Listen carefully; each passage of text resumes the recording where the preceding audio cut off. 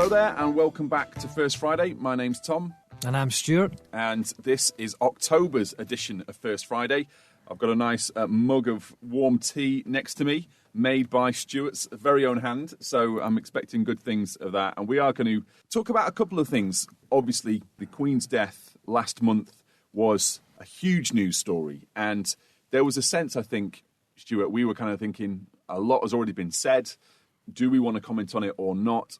What can we add to that discussion? And as we talked about it, you'd mentioned this idea of the church's response, but not just to the Queen, but also further afield as well. Maybe the response to COVID, maybe the response to the war in Ukraine.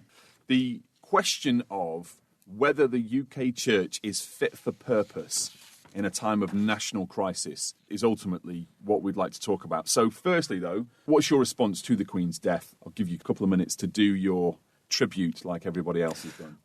Well, who am I? I'm going to quote a tribute, if that's all right. I hope I'm not stealing your thunder because you actually pointed me in the direction of Tim Farron, the former leader of the Liberal Party. In his tribute, he said this, and I quote, of the Queen: "She was a constant to us all, but as has been said already, the constant in her life was her faith in Jesus Christ. Let us remember this. For many people it may be a perfunctory, ceremonial faith, but for her it was not. It was a living, active faith in a living Saviour. Let us remember this. We have sung for 70 years, God Save the Queen.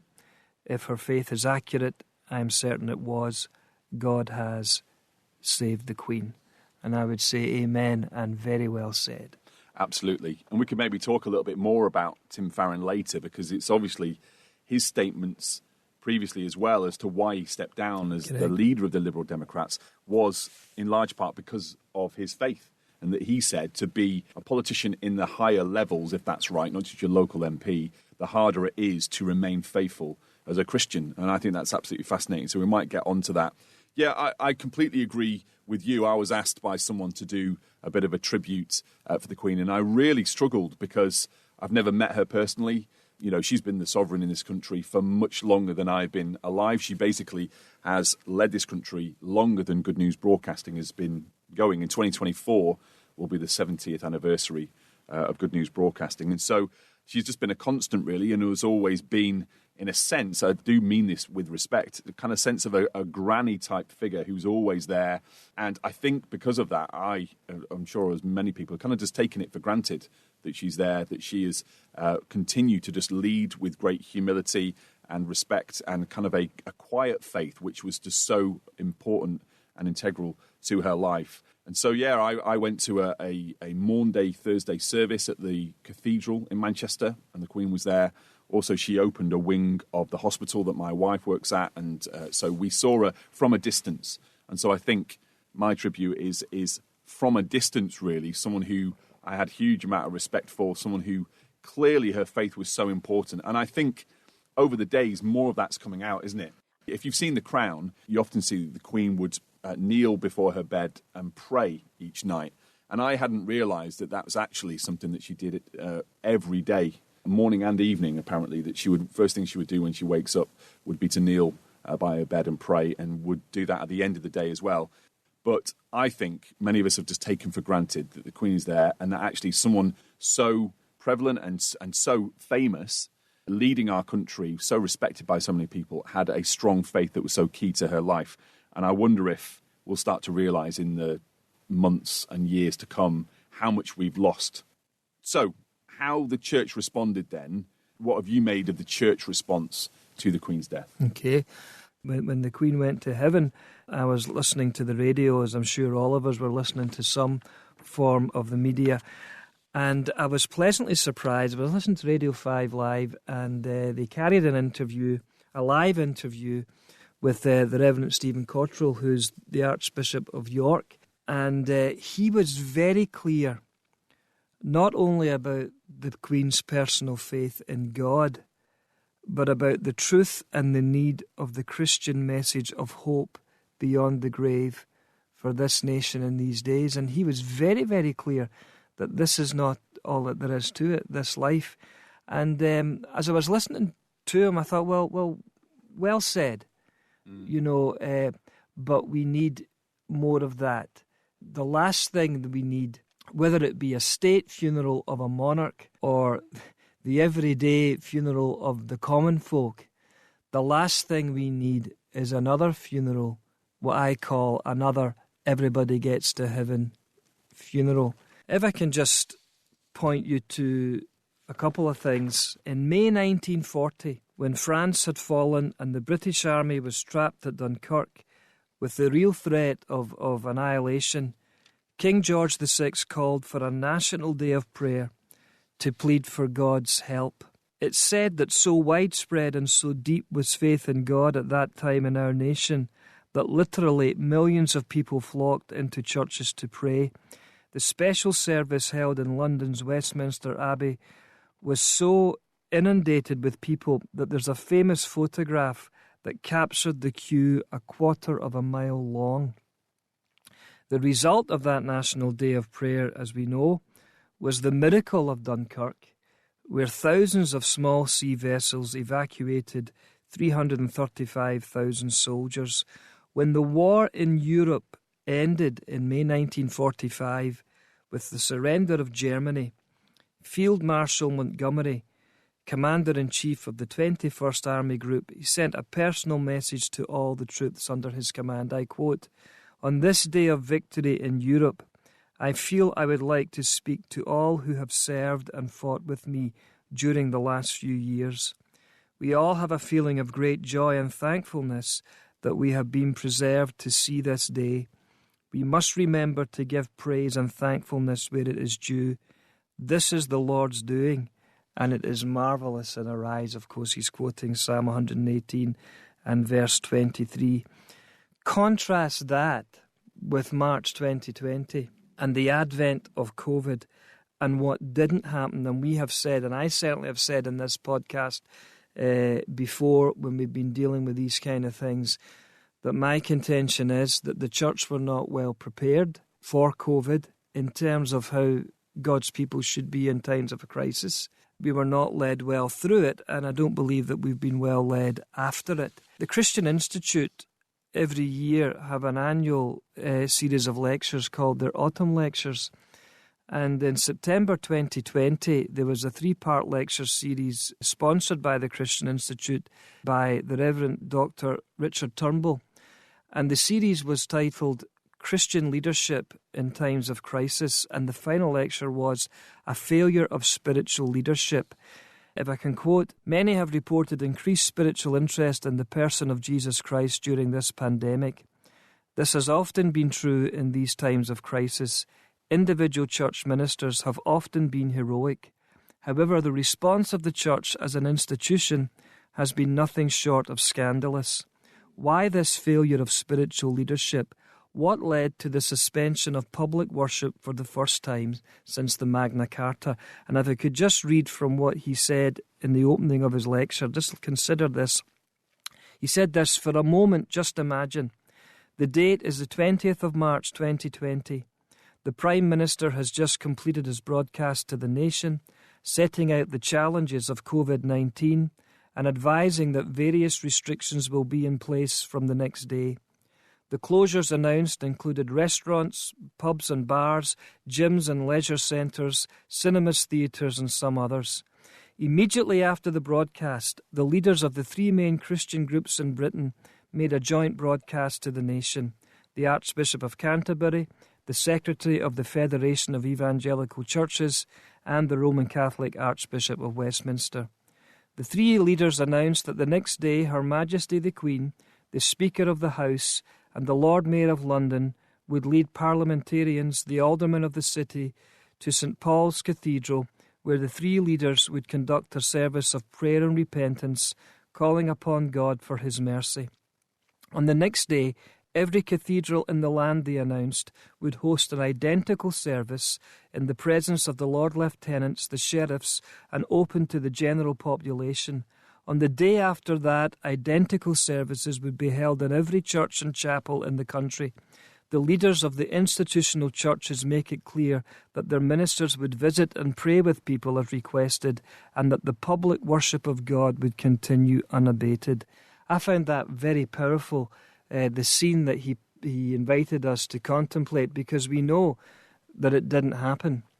But Dr. Turnbull also said that along with this not happening, the reality was that 3 days before the Prime Minister's announcements, with him making no mention of public worship, the Archbishop of Canterbury, along with the Roman Catholic Archbishop and the FIEC, announced their own cessation of worship. I just don't know how we are going to cope with this present crisis of, the Queen's passing. And, it has rocked a lot of people. It has galvanised once again the attention of our nation in times of other crises. We're still emerging from COVID. There's the war in Ukraine. There's the morality in government with the change of a prime minister, the morality or lack of morality that led to that. There's the general morality in the nation in terms of society. And then there's also the economic challenges that we face. And so, Stephen Cotterill is right. If ever there was a day when we needed a true message of hope, this is it. But will the church rise to the occasion in the way that she hasn't done in these recent years? And my answer is, I really don't know. No, I think that when the church stays within the parameters that society finds acceptable, and our message is one largely of hope, then it's easy to do the right thing, isn't it?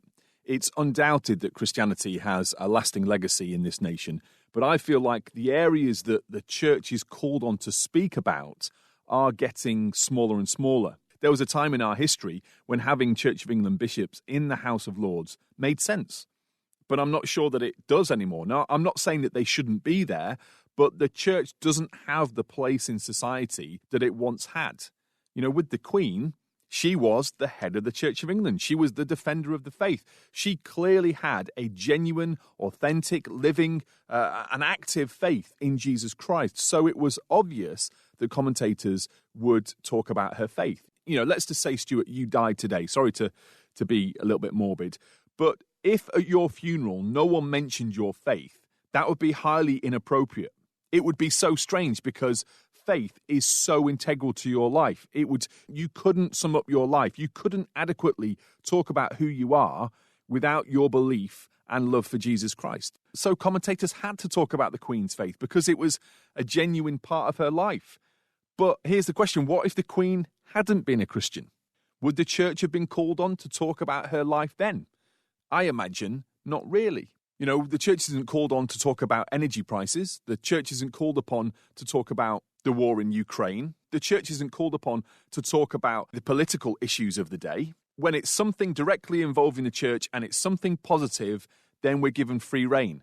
A good example of this is when the Archbishop of Canterbury spoke out not that long ago about immigrants. And Priti Patel, who was the Home Secretary at the time, she hit back and got all political on him and said, basically, you shouldn't be talking about these things, to stick to the church. So, yes, I agree with you. The response to the Queen's death and her faith has been very positive. But let's be honest, it was an easy win.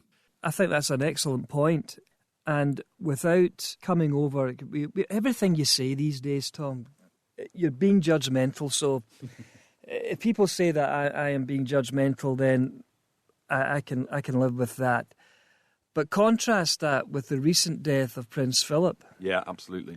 We talked about that funeral on this podcast and how that there was a complete disconnect.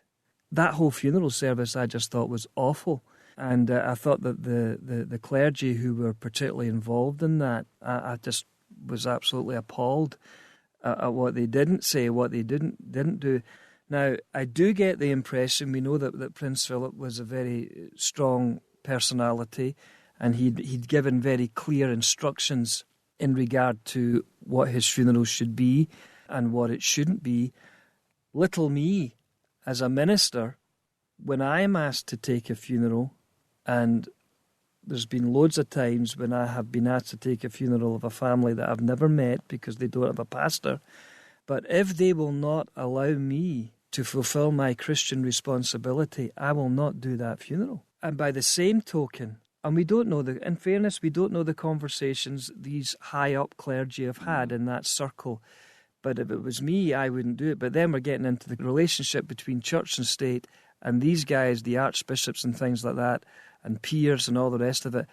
How bound are they because of that setup? But we can maybe come on to that. But at this particular point, there was nothing in Prince Philip's life, from my observation, that evidenced that he had a Christian faith. There was, from the Queen, we've already had that conversation, but nothing in the life of that man. There was no Christian witness or Christian hope given in the funeral. And yes, we hear about conversations that Prince Philip, when he was alive, would love to have debates, particularly with what is referred to men of God. And that is fine. But just because you like to talk about these things doesn't mean that you have a faith. And as recently as last Sunday morning, my wife Helen and I was preaching in a particular church, and a well-known denomination, historically sound, and one of the leaders said to my wife, Prince Charles will make a good king because he has a faith. Well, you see, that's not enough. Everybody has a faith. Yeah, that's true. What does that mean? It means nothing. Biblically, there is only one, and it's called the faith, that is centered around Christ. To say that you have a faith absolutely means nothing. And the person from your community group who has this conviction that everybody goes to heaven, they would probably say they have a faith. It means absolutely nothing. And of course, we've got the new king who historically has said that he wants to be defender of faiths. But whereas his position as head of the Church of England, he has to be defender of faith. And when the crown was passed over and he gave those public declarations, he was reading them with the greatest of respect. If Donald Duck was being crowned king, he would have to quack that same spiel. And so because it's there written down, who is going to hold a monarch spiritually to account? And I'm not suggesting we go back to the days of the Roman Catholic Church where faith could be forced somehow. I'm not meaning that, but that it's this glibness. So I think you're absolutely right. It was an easier opportunity with the Queen's passing to talk strongly and clearly about the gospel because of her own relationship with God. But recently, last year, there was still positive claims made about Prince Philip, which I don't believe could be substantiated either biblically or in what the evidence of his life was. It was really interesting that I watched a talk by Krish Kandai at Keswick from this year. And he was talking about how he's taken on a role as the kind of head of adoption. He's like adoption czar. And he said he'd apply for the job. And, I think it's an honorary role. I don't think he gets paid, but he was convinced that he wouldn't get it. But anyway, he has. And he was talking about how Christians, we can take, biblically, there are two ways to approach the kind of the politics, the government of a country. You've got the kind of the John the Baptist approach, which is John the Baptist was external from it, wasn't he? He wasn't smooching and whining and dining with Herod and people like that. He speaks very boldly and says, Herod, what you're doing is completely wrong in that, having your brother's wife. But he said you've got John the Baptist model, and then you've got your kind of Daniel, Esther, and Nehemiah model, which is maybe not fully agreeing with everything that happens within that political system, normally a monarchy, but actually using the opportunity that they have for good. Esther obviously being in that position to obviously save the Jewish people. Nehemiah, the opportunity to rebuild the walls. And Daniel, to bring about good where he was. I thought it was really interesting. He was arguing for the model of being involved and really, in a sense, holding your nose at the things that you disagree with for the opportunity to be able to bring about good. And I thought, is that the right model? And how far is too far in terms of what a government would agree to? And so I'm still kind of wrestling with that and trying to work out, is that the right model? There's something very appealing about the John the Baptist thing, because I think you can hold to your convictions. But I guess someone like Krish Kandai would say you don't have the platform then to be able to speak into it. What's your... Yeah, I think it's rubbish. I'm not disrespecting him. I just don't think it works. Esther and Nehemiah were not priests and were not prophets. Daniel was. He prophesied. And Daniel actually spoke truth to power, didn't he? When the writing was on the wall, literally. When you gave the example of John the Baptist, where are the John the Baptists today? You know, we have asked the question on this podcast more than once, to put it another way, where are the hellfire and brimstone preachers of today? And of course, we've already seen a historical and biblical model of the other side of that, of trying to make the point from within. We already had that in the Gospels, the Sadducees. The Sadducees were the religious political class. They were the ones that kept the Romans at bay, and they didn't want the boat rocked, and they gave up a lot in order to keep their positions of privilege. And so it doesn't work. And that is historic. Of course, you know what they say, because that's why they're so sad, you see. I wondered if you were going to say it. You did it. Christian jokes. I know, I'm sorry. Yes, but to me, it doesn't work. And because of that, and as I've already referred to, the kind of forced conversions of the Roman Catholic Church days and whatnot, you know, and then you get into the Crusades and things like that. There's a reason why we talk about the distinction between church and state. I don't want there to be a union between the church and state, because I don't want, as a minister of the gospel, and I do think that there's a distinction between the Nehemiah, the cupbearer, who had to work within the confines of his responsibilities, and Esther, who, in her position, she had to wait until all that time until she was called by the king, and then she took her life in her own hands and then went in, as it were, to the king uninvited. We understand that. But to me, the role of prophet, of priest, of minister, to me that is a different role. And I don't think, I think that there has to be that distance, if you like.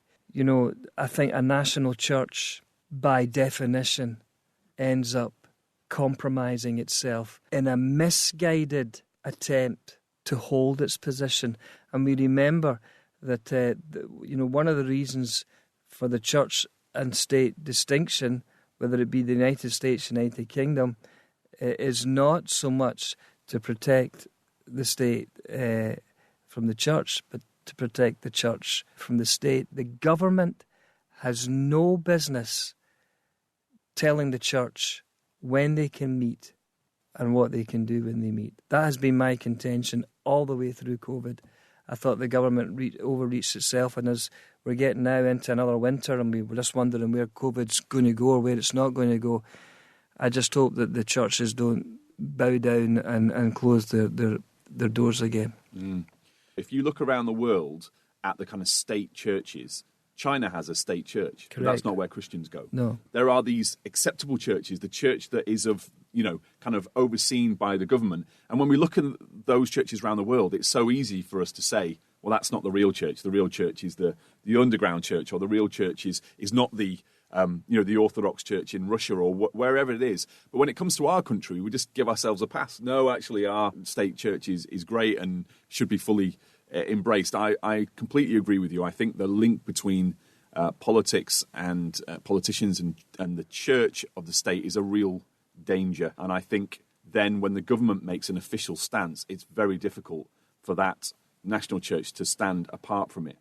But I guess at the same time, the recent Lambeth conference is a bit of an encouragement, isn't it? That the Church of England actually reaffirmed its position on homosexuality. Now, I'm not pretending to know all the details, the ins and outs of how that was come to, and I do think that some of it got pretty messy behind the scenes, but no one lost their position for holding to the biblical values on that. But I do think we need to recognise that we can't have our cake and eat it. We can't say, on the one hand, that we need to keep church and state separate, but then also say that we should have a voice in society. We have got something to say, and we shouldn't be afraid to stand up and say it, even if it doesn't go down particularly well. Remember in John chapter 6, Jesus has fed the 5,000, and which we know would be far more than that, and everybody's loving it. Everybody loves a free lunch. But then as Jesus starts to explain the significance and says, I'm the bread that's come down from heaven, people start to get a bit freaked out. And then he says, you have to eat my body and drink my blood. And almost everybody deserts him. And he says this line, it's just amazing. He says, does this offend you? Does this offend you? And I feel like that's the phrase that we could ask our society today, couldn't we? What we believe about salvation, what we believe about hell, what we believe about sexuality, what we believe about the end times, what we believe about men and women, what we believe about divorce, what we believe about lust, what we believe about drugs, what we believe about entertainment, what we believe about bad language. You know, and if we hold to what the Bible says, it's going to offend some people. Not all of it, but some of it.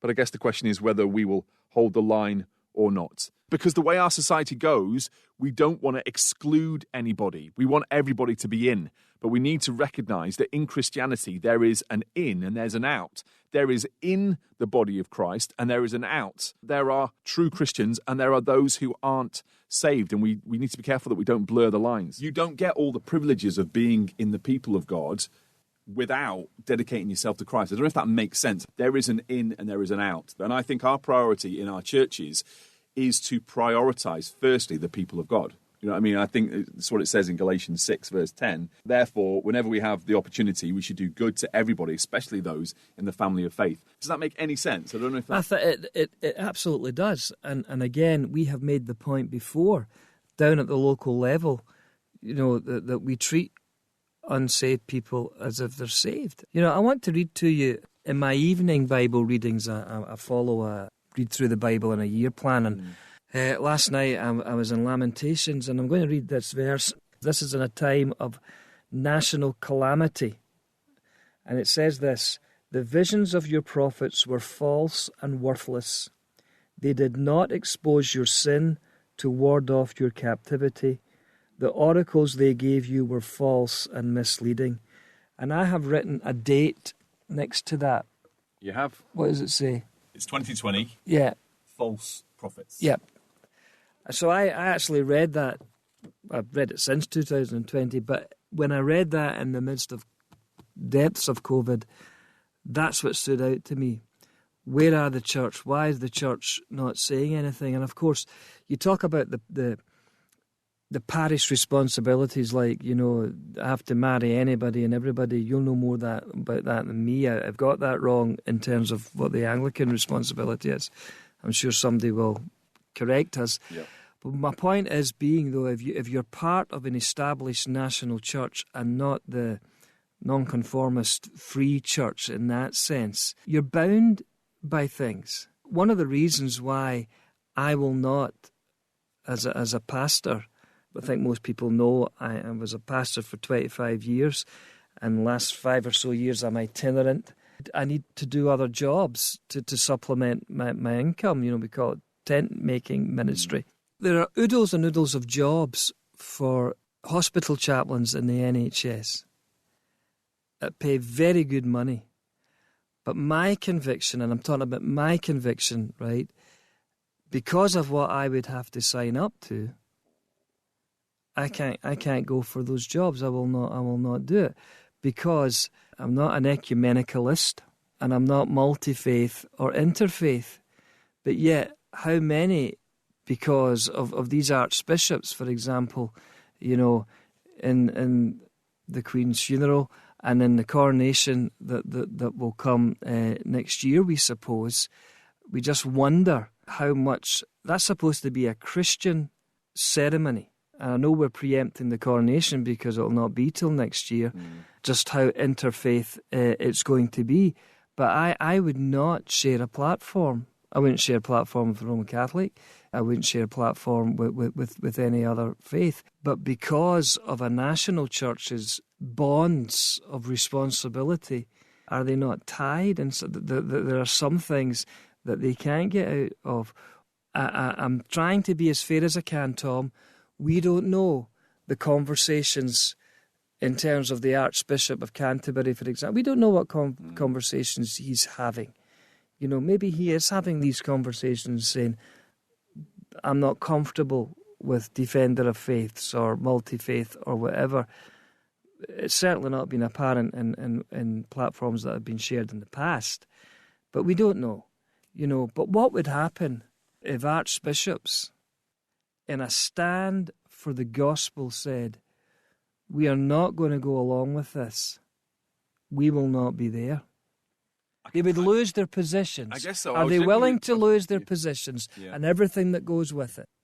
Yeah, we need bold and confident leaders, don't we? And it does feel right now like we're holding back the tide on a lot of this stuff. But I guess as much as we can talk about the separation between church and state, we have to face the reality.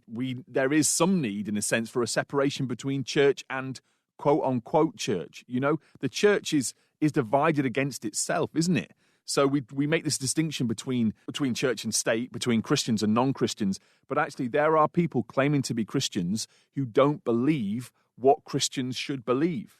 How many historically evangelical churches have ministers right now who are far from evangelical? How many churches have strayed from biblical values but remain in mainline denominations, you know?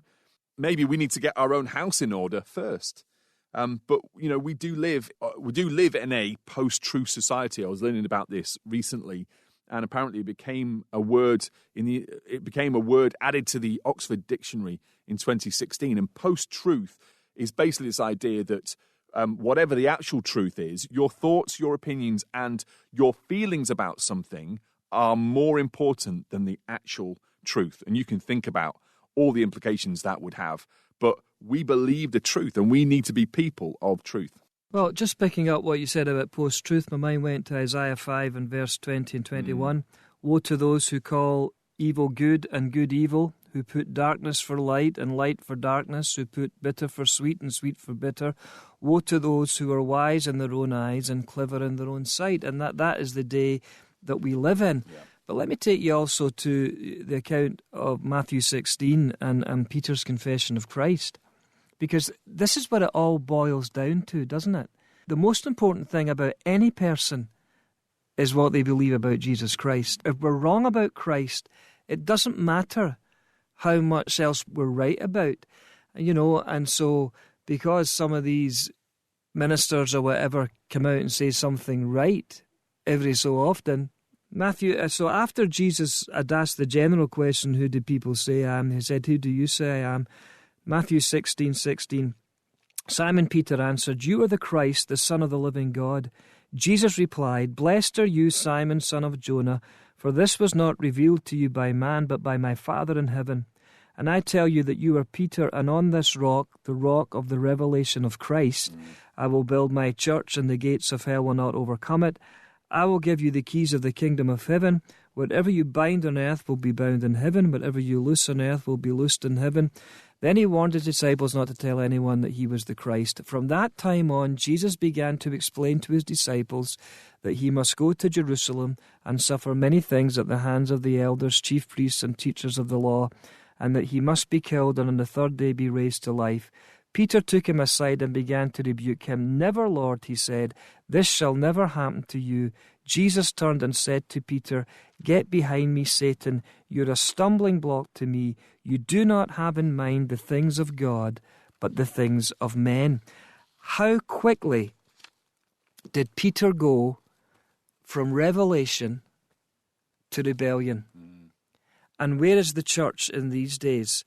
The 7 letters to the churches recorded in the revelation of Jesus Christ, and they're representative of all the churches. But one of the interpretations of that, which I don't believe is the sole interpretation, but which is a good application, is that if these 7 churches represent 7 church ages, there's no question that we are definitely in the Laodicean age. And of course, we have this picture which is used by evangelists as a gospel appeal Christ knocking on the door of the church, but actually the picture here, Revelation 3:20, here I am, I stand at the door and knock. If anyone hears my voice and opens the door, I will come in and eat with him and he with me. This picture of Christ standing at the door, it's the door of a local church. That's right. And isn't that what Christ is doing in many churches these days? He's on the outside knocking to get in. If we offer hope, comfort, a message without Christ, it's false hope, it's false comfort, it's a false message, which is another word for lies. And whether it be a national church denomination or a local church, Tom, if a church, locally or denominationally, departs from the Scriptures, it is no longer a church. Why would a Christian, whether it be as a member or as a minister, stay there? All we result is this dismal record of Lamentations 2:14. The visions of your prophets were false and worthless. They did not expose your sin to ward off your captivity. The oracles they gave you were false and misleading. They'll be held to account for that, as we in our roles, Tom, will be held to account for what we point to or not. And I just think, we've got to come to a place, I think, that we're kidding ourselves on, that we can, if we just hang in there, that we can somehow right the ship and be an influence. How long? And what are we willing to let go? And as the phrase was, what is it? Hold our nose in regard to, how long are we supposed to put it? The church is not ours. It's supposed to be God's church. And as I said before, we wouldn't let somebody come into our own home and disrupt it. Why the church? Amen to that. Came across some great words from John MacArthur. This will surprise you that I should mention him. He said this: religious freedom is what sends people to hell. To say I support religious freedom is to say I support idolatry. It's to say I support lies, I support hell, I support the kingdom of darkness. You can't say that. No Christian with half a brain would say we support religious freedom. We support the truth. I have written in my notes here, and then I'm done. What we need for these days as individual Christ ones and collectively as a church is clarity, courage, and confidence. The clarity about the Scriptures, the courage of the Scriptures, and courage in the Scriptures. And then I put in brackets, no matter the consequences. So let me finish with Alistair Begg. Would that be all right? I don't want to finish with Alistair Begg. Let me finish with a quote from Alistair Begg. Truth faithfulness comes not from our own pragmatism, but from principle. It is the forming of decisions in the quiet place without all of life's fanfare distracting us. It is obeying despite the consequences. It is being so resolved to be a man or woman of God that when the pressure to sin is greatest, or when everything comes crashing down on us, as it is these days, we know how to respond because we know God and we know His Word. Well, there you go. Always good to end on a note from Alistair Begg. Let me just come back very briefly. I know we need to finish, Stuart, but I would just say from the John MacArthur quote, I don't know if I've misunderstood it, but I would say I believe in religious freedom. I believe that Muslims, Sikhs, Hindus, Jehovah's Witnesses, Mormons, Catholics, Jews, all the different faiths and religions, I would obviously believe that they are wrong, but I do believe that they should have the freedom to practice their faith. So I don't know if I've misunderstood what John MacArthur was saying there. But anyway, we do need to finish. Thank you so much for being with us for First Friday. Do join us next month when we are going to talk about a far less controversial issue, women in ministry. We'll see how we get on with that. And also wanted to say that the month after that, December's First Friday, will be the last First Friday.